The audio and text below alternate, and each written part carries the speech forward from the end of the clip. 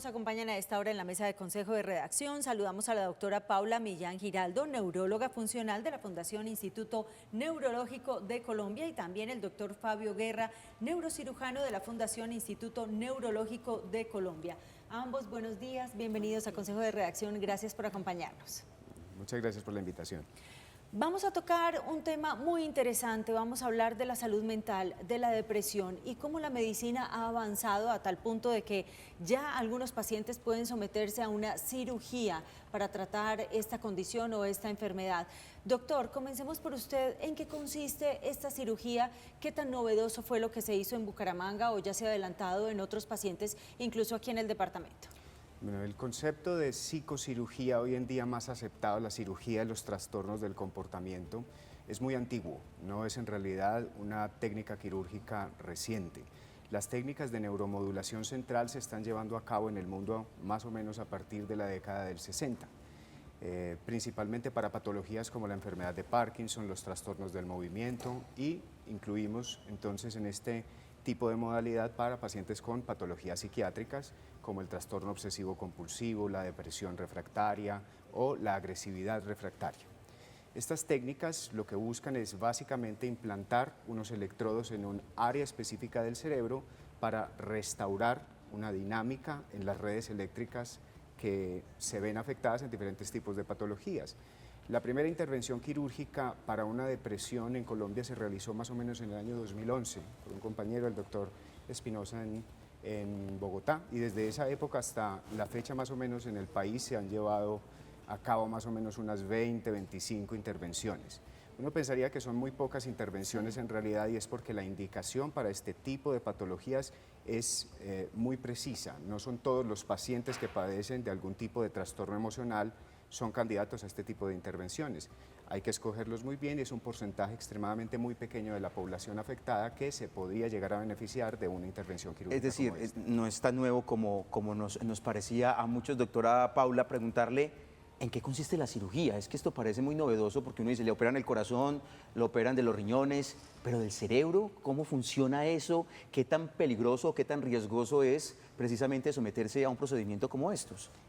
Muy bien, la técnica más usada que estamos utilizando pues en los últimos 20 años es la estimulación cerebral profunda.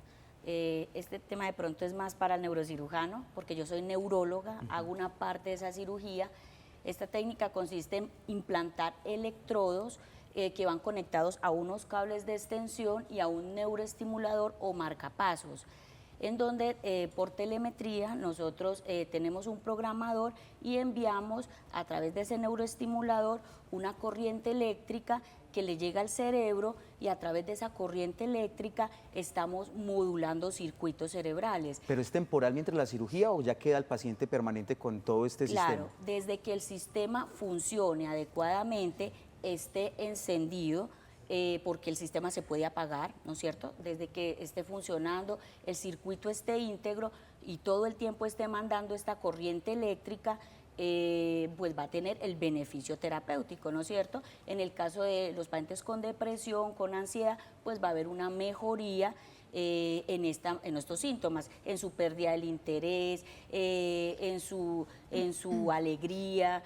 en su quehacer día a día. Entonces ellos van a recuperar muchas de esas funciones, porque realmente la cirugía no es curativa, que fue algo que salió también en la noticia del caso de depresión, en donde la cura para la depresión, no. O sea, esto es un tratamiento, una opción de tratamiento para mejorar calidad de vida. Y de hecho, de todo, como dice el doctor Fabio, de todo este grupo de pacientes, operamos menos del 5% de los casos. O sea que la depresión no tiene cura. No, la depresión no tiene cura. La depresión refractaria, lo que hacemos con esto es mejorar su calidad de vida, mejorar síntomas, pero la enfermedad está ahí. ¿Y qué tanto mejora, doctora? Esto es muy variable. No es tan constante la respuesta como en enfermedad de Parkinson, en donde claramente es una indicación aprobada por el sistema de salud, porque la respuesta en los diferentes estudios es clara, contundente y consistente, ¿no es cierto? En psicocirugía la respuesta puede ser mucho más variable. Entonces tenemos pacientes que pueden responder un 50, 60%, pacientes que pueden no responder, o esta terapia puede caer en efectividad ¿Pero en es el reversible? tiempo. La terapia se considera totalmente reversible. Si apagamos el dispositivo, el sistema, el paciente está ahí con su cirugía, con su enfermedad, ¿no es cierto? Entonces, por eso se considera que es una técnica reversible. Ayer, que fue 21 de julio, fue el Día Mundial del Cerebro y por eso se hace cada vez más importante conversar sobre estos temas. Doctor Guerra, hablemos y geolocalicémoslo de pronto en el departamento de Antioquia. Ya veíamos cómo esta pues no es una cirugía nueva, ni se hizo la primera cirugía este año, como salió muy mediático en diferentes medios de comunicación, pero entonces aterricemos el concepto al departamento. ¿Cuántas cirugías se han hecho en el departamento de Antioquia y también en Colombia, y a lo largo de qué periodo? Con la indicación de trastorno depresivo, más o menos en Colombia se han podido realizar entre unas 20-25 cirugías a lo largo de todo el territorio. ¿Dónde se concentran estas intervenciones? Donde existen grupos multidisciplinarios encargados de la adecuada selección del paciente, porque eso es lo más importante. Esta intervención quirúrgica la realizan exclusivamente neurocirujanos entrenados en este tipo de técnicas, y somos muy pocos en el país. Entonces, la neurocirugía funcional, cuando forma un espacio en alguno de los hospitales, grandes obviamente aquí con el departamento o en Colombia, pueden generar obviamente este tipo de tratamientos. En Antioquia específicamente, la Fundación San Vicente es el que tiene más casos reportados de intervenciones para depresión. En el Instituto Neurológico también tenemos diferentes casos con otras indicaciones, pero se llevan a cabo ya desde hace mucho tiempo. ¿Y lo cubre la EPS o cómo hacen quienes necesitan la cirugía para acceder a ella? La mayoría de este tipo de indicaciones no están cubiertas por el Plan Obligatorio de Salud. Es una técnica que se puede considerar una técnica paliativa, no curativa, que el sistema de salud de momento solamente aprueba bajo unas condiciones específicas. Existe una modalidad de indicación cuando es por métodos de investigación principalmente, o cuando el paciente definitivamente no tiene absolutamente ningún tipo de salida, se aprueba como una modalidad, se me va el nombre, de dispositivo humanitario. Es la única forma. Doctor, antes de hacerle otra pregunta, ese aparatico, ¿es Este- para qué? Este es el generador que nosotros implantamos normalmente en todo este tipo de intervenciones. Lo pueden, si quieren, El mostrar. neuroestimulador. Bueno, Ese mientras es lo el vamos Ese es observando, El que va, con el que se hace el procedimiento. marcapasos, Este por decirlo así. dispositivo es el marcapasos que se implanta no solamente para pacientes con depresión, es el mismo dispositivo que se implanta para pacientes con trastorno obsesivo compulsivo, para enfermedad de Parkinson, distonía, o para los diferentes tipos, por ejemplo, de epilepsia.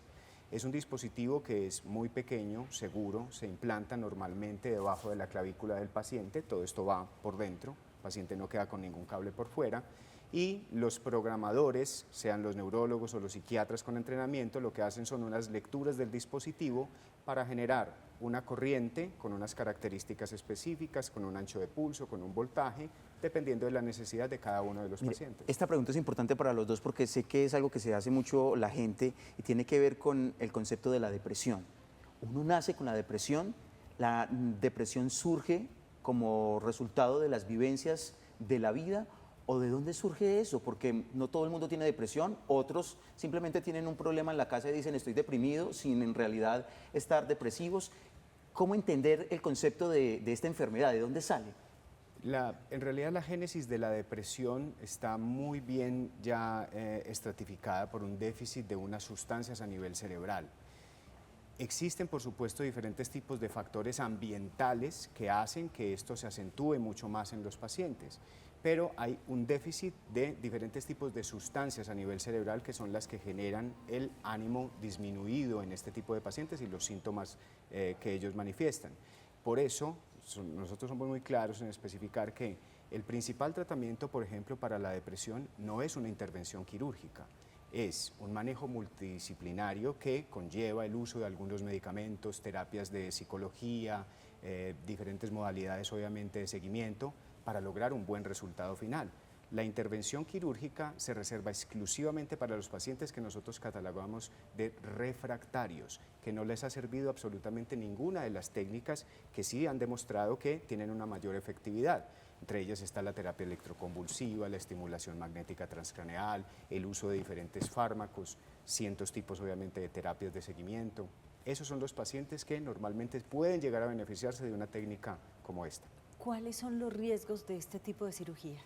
Muy bien, es una cirugía muy segura, realmente los riesgos más frecuentes es el sangrado cerebral, porque estamos introduciendo unos electrodos que son muy delgados como agujas y puede lesionarse algún vaso y producir un sangrado cerebral que puede ser muy pequeño o muy grande.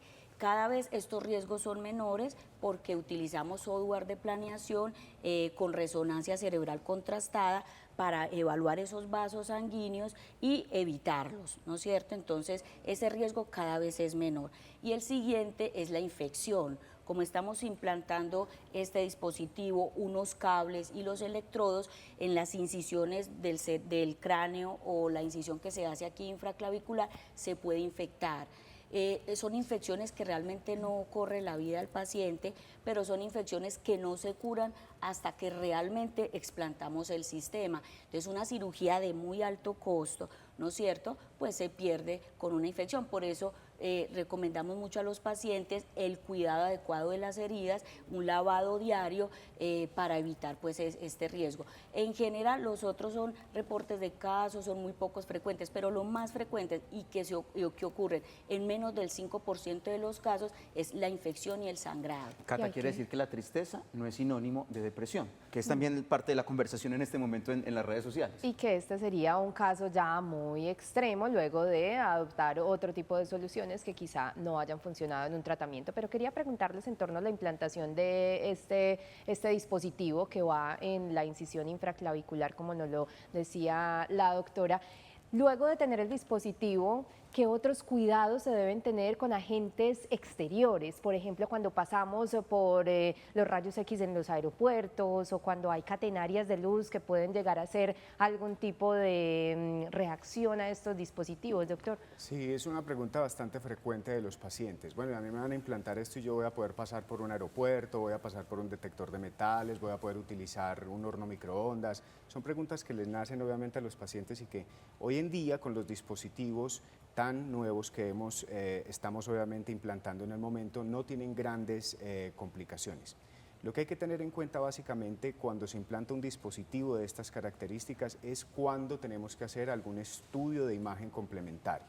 O sea, un paciente que fue implantado por una depresión, por una enfermedad de Parkinson, si en algún momento de su vida va a necesitar realizar un estudio, por ejemplo, una resonancia nuclear magnética por algo diferente, hay que tener en cuenta que tiene un dispositivo implantado y tenemos que tener algún tipo de cuidado básicamente con el momento del estudio. Luego a cada uno de los pacientes cuando se implanta y tienen que salir del país o así, las casas comerciales normalmente están en prácticamente todos los países obviamente en el mundo y se les da un carnet que los identifica con el tipo de dispositivo, para poder obviamente manejarlos en caso de que tengan algún tipo de complicación. Doctor, nos quedamos sin tiempo, pero aquí estamos que nos preguntamos muy rápido. No, una pregunta muy corta y es ¿cuál de estas condiciones o enfermedades está en tendencia en el departamento de Antioquia? Realmente lo más frecuente o la principal indicación es la enfermedad de Parkinson complicada refractaria a terapia farmacológica. Algo importante es que estas enfermedades no son igual a cirugía, ¿sí? De hecho, como les digo, se opera menos del 5% del conjunto de todas estas indicaciones y que la enfermedad de Parkinson es realmente la indicación aprobada en el sistema de salud y que se puede acceder mucho más fácil que de pronto lo de psicocirugía, que todavía falta más evidencia para poder que salga esa recomendación de indicación. Y finalmente, ¿la decisión de la cirugía la toma la familia o el personal médico? Importantísimo eso. Esto es una terapia de alto costo y debe pasar por una junta interdisciplinaria en donde está constituido por un trabajador social, psiquiatría, neuropsicología, trastornos del movimiento o neurólogo funcional y neurocirugía funcional. Entonces debe ser un concepto en conjunto, pero la decisión final, además de que la familia le puede ayudar al paciente a tomar la decisión final la toma el paciente. Como les digo, es una opción de tratamiento, no es una terapia obligada, es una opción que debe tomar el paciente para mejorar su calidad de vida. Doctora Paula Millán y también Fabio Guerra, muy amables por estar con Gracias. nosotros. Todos son expertos, ¿no? Conocen muy muy bien el interesante tema el y tema. muy importante conocer esos detalles de algo que pasa tanto en nuestra sociedad, una enfermedad silenciosa que afecta a muchos colombianos. Un abrazo y gracias por estar con nosotros. Muchas gracias.